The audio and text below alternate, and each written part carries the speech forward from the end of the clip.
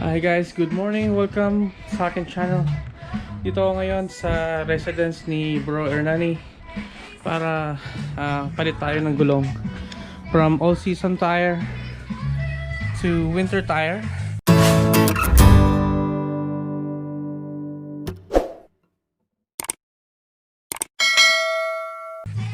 Kasi yung gulong niya.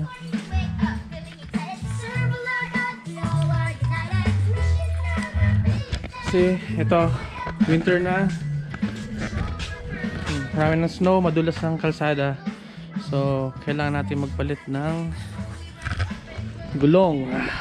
Okay, so ang mga dala ko na tools, may torque wrench, si breaker ko 21mm, then itong aking jack.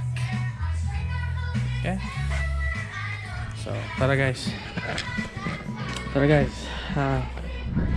natin to.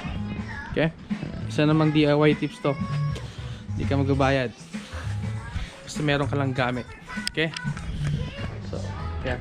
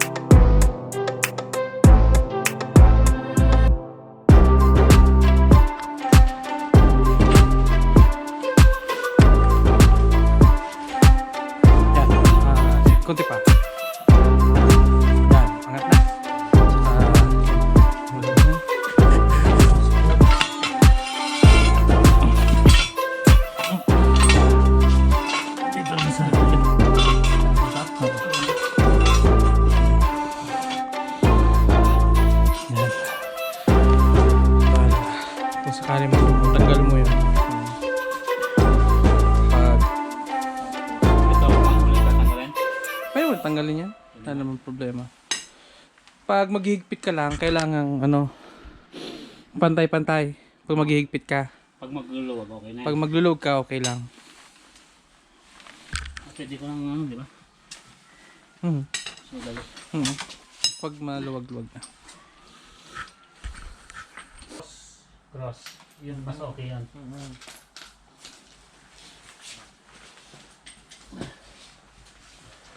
Dali na, di ba? Oo, okay yan.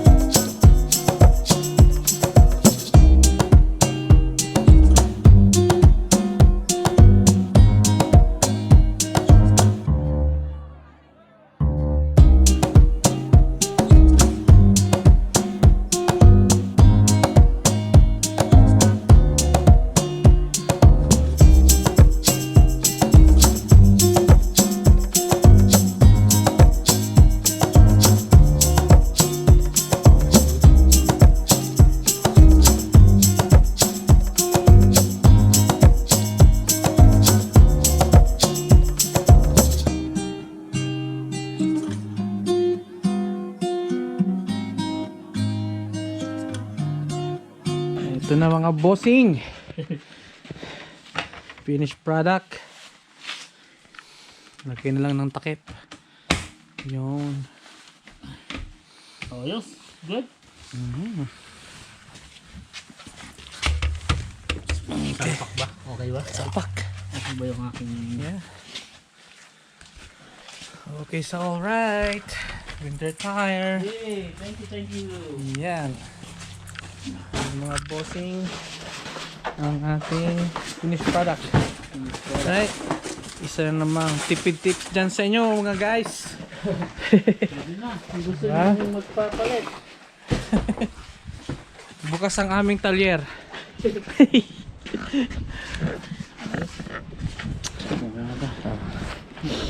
Bigyan natin to.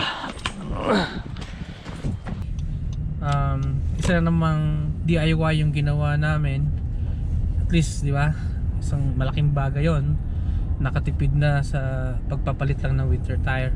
So ayan, winter na naman.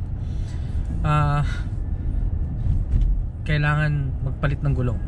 So kung nagustuhan nyo tong video na to, please subscribe sa channel ko and share or like and comment kung ano yung mga gusto nyo itanong. Yeah, leave comment down below. Okay, so yun ulit guys. Thank you so much sa pagsama sa akin ngayong araw. Hope ingat tayong lahat. Okay?